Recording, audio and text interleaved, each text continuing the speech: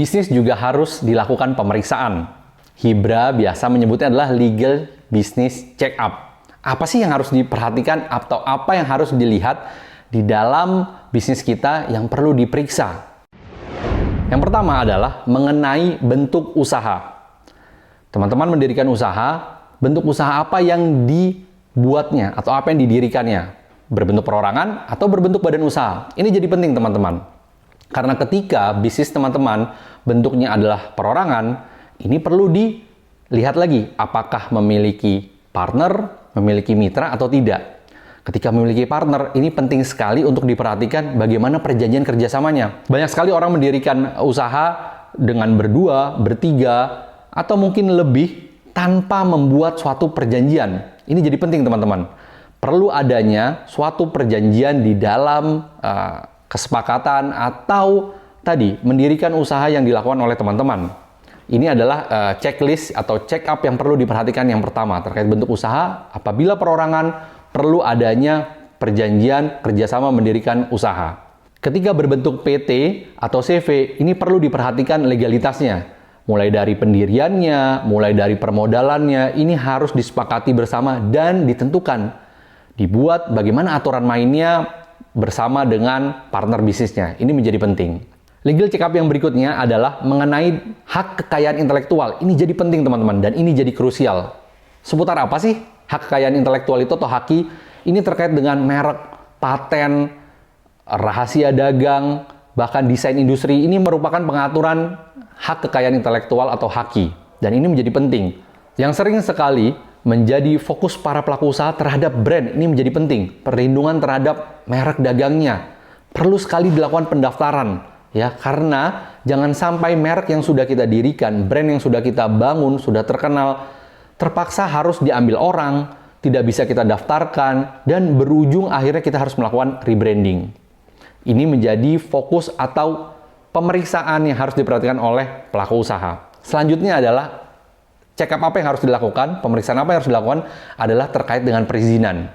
Pelaku usaha harus mengetahui perizinan apa yang harus dimiliki ya atau harus ia dapatkan ketika menjalankan suatu usahanya. Seperti ketika ingin menjalankan suatu usaha, sekarang diperlukan yang namanya NIB, izin dari OSS. Inilah izin-izin penting yang harus dimiliki siapapun sebagai para pelaku usaha. Mau itu berbentuk perorangan atau berbentuk badan usaha. Dan ada izin-izin lain seperti izin edar terhadap produk, BPOM, halal. Kita tahu kemarin ramai sekali banyak kasus terkait produk-produk yang beredar tapi tidak memiliki BPOM atau halal. Ini menjadi concern dan ini harus diperhatikan oleh pelaku usaha.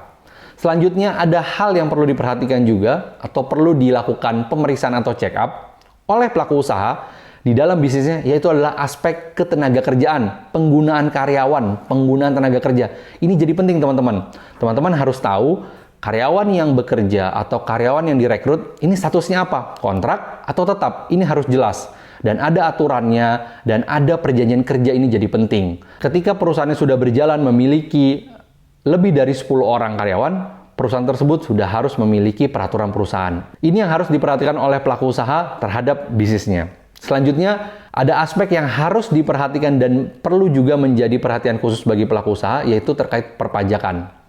Sering sekali pelaku usaha, khususnya apalagi UMKM, ketika mendirikan usaha, sering tidak memperhatikan terkait pajak. Jangankan pajak terhadap usahanya, pajak terhadap dirinya sendiri pun dia bahkan belum punya atau bahkan belum melaporkan.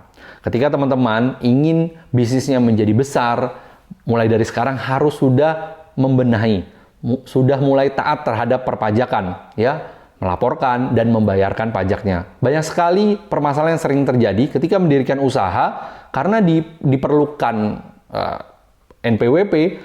Kadang-kadang NPWP-nya itu tidak valid. Kenapa? Karena tadi perorangan hanya memiliki NPWP tapi tidak taat untuk melaporkan.